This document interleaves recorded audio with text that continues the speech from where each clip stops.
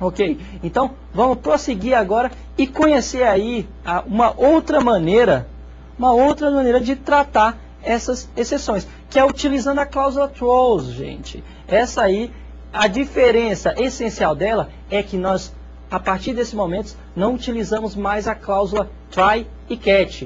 Nós agora vamos trabalhar somente com a declaração da throws e a classe que irá tratar a nossa exceção. Isso aonde? Nos métodos. Certo, Bom, pessoal? Nós temos aí a sintaxe para a cláusula throws, que, da mesma maneira como um método convencional, ela tem um tipo de retorno, o nome desse método, e reparem aí agora, olha, nós temos a throws e os tipos de exceção. Quem são esses tipos de exceção, pessoal? Vocês devem estar perguntando. São as classes definidas para isso. Vamos lá. Então, nós temos aqui um exemplo throws. Então, inicialmente foi criada uma classe que se chama exemplo throws. Tá? Dentro dessa classe, nós temos um main e criamos um objeto do tipo exemplo throws, tá? Inicialmente. É importante observar que dentro dessa classe, um método teste foi criado que recebe como parâmetro um inteiro e o mais interessante é que este método teste, ele throws minha exceção. Bom, throws vai ser uma palavra reservada que vocês vão utilizar, dizendo que este método, por exemplo, teste, pode gerar uma exceção, do tipo minha exceção. Bom, e onde é que está esse minha exceção? Ele está aqui embaixo. Vamos passar o código. Então, nós criamos uma classe minha exceção, que extends de exception, que é a superclasse de exceção. E nesse caso, quando gerar uma determinada exceção, eu tenho um construtor, que ele recebe uma mensagem, uma string com parâmetro, e basicamente imprime essa mensagem. Nós vamos trabalhar agora com a questão de vetores, pessoal. Vocês já entenderam lá, vocês já trabalharam desde da nossa primeira aula, finalzinho da nossa primeira aula, nós comentamos lá o trabalho com vetores estáticos, os nossos arrays. Vocês lembram disso? Só que agora nós tínhamos uma limitação. Naquela época, nós tínhamos uma limitação que era a mudança de tamanho do nosso vetor em tempo de execução. Nós apenas definíamos vetores estáticos. Então, agora nós vamos conhecer classes que propiciam, que nos auxiliam a trabalhar com vetores, que vão possibilitar que nós trabalhemos com vetores dinâmicos, que nós realizemos operações em cima do vetor. Vamos conhecer? Vamos lá, então.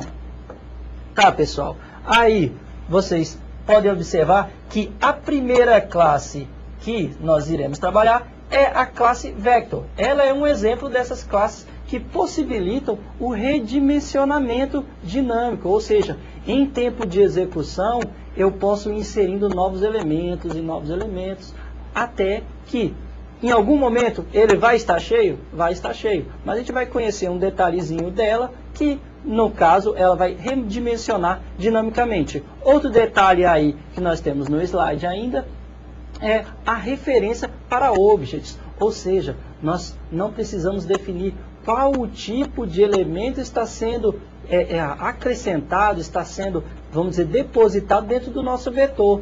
Já que ele possibilita, como ele trabalha com objects, tudo em Java, a Teresa mencionou nas aulas anteriores, que tudo é da classe objects. Vocês se lembram disso? Então, a Vector, ela possibilita que você receba qualquer tipo de elemento que esteja definido dentro da linguagem de programação Java. Então, na sequência aí, nós temos um exemplo, né, que nós temos exemplo, vetor.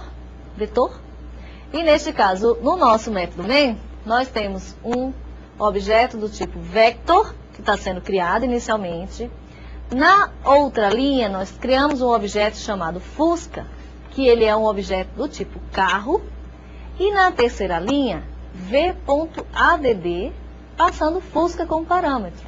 Então, nesse caso, nós criamos então um vector, criamos um objeto do tipo carro, se chama Fusca, e adicionamos ao vector esse elemento por meio do método add. Outra classe é a classe HashMap, pessoal, que resolve o problema da indexação de vetores. Imaginem só, vocês terem aí um vetor de 1 milhão de posições, pessoal, e aí vocês terem que percorrer todo esse vetor. Vocês já imaginaram o custo computacional nisso aí? Seria muito caro computacionalmente. Mas como resolver isso? Entra em ação a salvadora da pátria, a classe HashMap. A classe HashMap, ela trabalha com a indexação, pessoal. Que tipo de indexação? Vocês devem já estar vendo isso aí mais ou menos lá no banco de dados, né? Mas vamos agora trazer um pouquinho para a linguagem aqui Java, para a nossa disciplina, para a programação.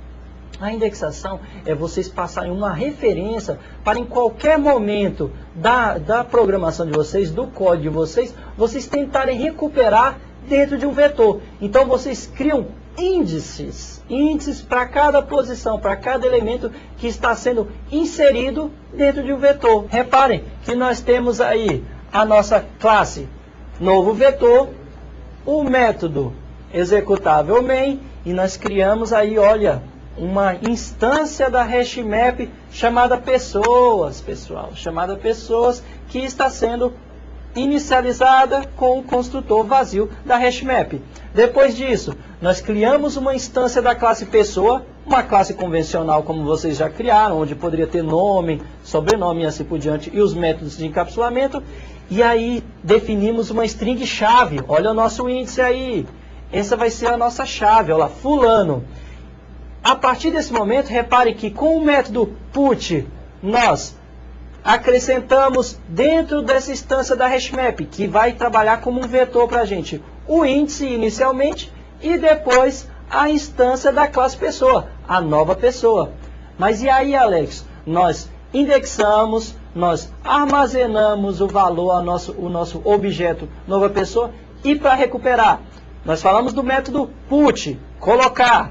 Então agora nós vamos falar do método get, que irá recuperar, que irá pegar lá o valor. Reparem lá no slide. Então, reparem aí que nas nossas duas últimas linhas, nós temos uma classe pessoa que instancia um objeto outra pessoa, que está recuperando o valor que está armazenado dentro do nosso vetor, vamos falar assim, do nosso vetor especial do tipo HashMap aí denominado pessoas, onde a gente está passando aquela chave lá que tem um valor fulano.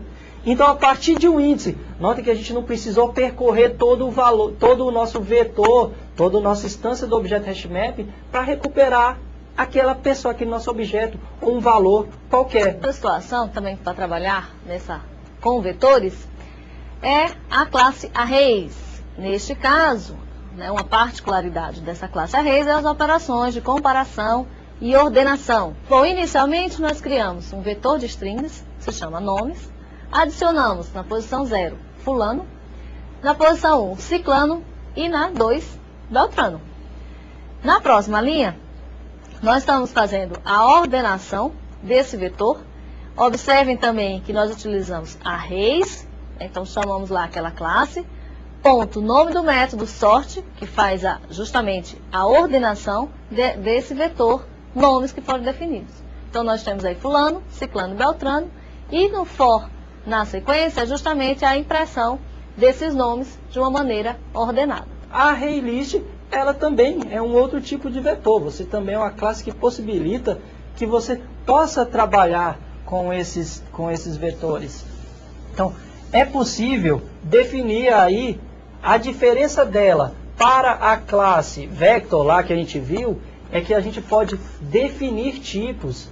O que é definir tipos? A gente pode agora tratar o nosso vetor como se ele fosse um array de inteiros ou um vetor de strings. Reparem que a partir desse momento nós estamos delimitando. Outro detalhe aí, se vocês observarem no slide aí, pessoal, é a questão de métodos para acesso a dados e atributos de um vetor. Repare que nós estamos criando uma instância nessa nossa classe vetores, uma instância do tipo ArrayList chamado lista. Inicializamos ela aqui e definimos um parâmetro para ela aqui como string. Então essa nossa lista, a partir desse momento, apesar de ser um vetor dinâmico, ela irá trabalhar somente com strings. Ela não irá aceitar inteiros, porque nós definimos, nós delimitamos isso. Mas reparem aí também no código que ela trabalha da mesma maneira que a vector, com o método ADD, onde são inseridos os nossos elementos. Aqui embaixo é só um for para imprimir o nosso resultado, o nosso vetor denominado listas.